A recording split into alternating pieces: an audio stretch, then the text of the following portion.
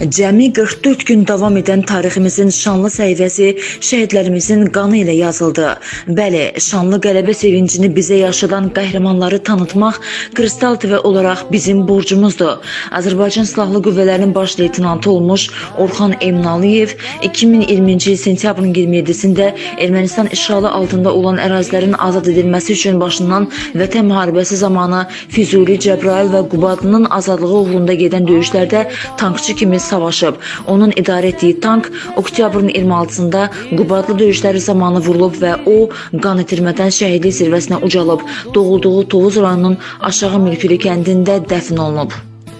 Ay ver mənə, cənab leytenant, ay ver mənə.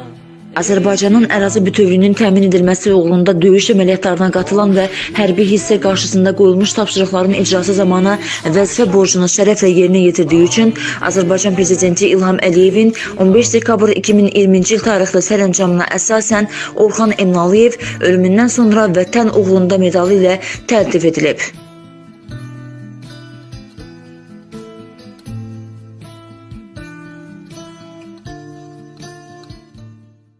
Orxan uşaqlıq illərində də çox yaxşı uşaq olub. Heç vaxt məni incitmir. Hərbiyə böyük həvəsi var idi. Lyoçik olmaq istəyirdi. Sonra nəsə fikrindən dəyişdi, tankı sürə oxudu. Orxan uşaq vaxtından Naxçıvanski məktəbinə getmək istədi. Yəni uşaq vaxtından onda o həvəs var idi. Həmişə istəyirdi ki, hərbiyə getsin, hərbi ilə bağlı. Naxçıvanskiyə getdi, qəbul olmadı. Nəsə problemləri oldu, nəsə də olmadı. Gecikdirdik mi sənədləri, olmadı. Orxan yenə hazırlaşdı 11-ci sinifdə. 2014-də 13-də qəbul oldu.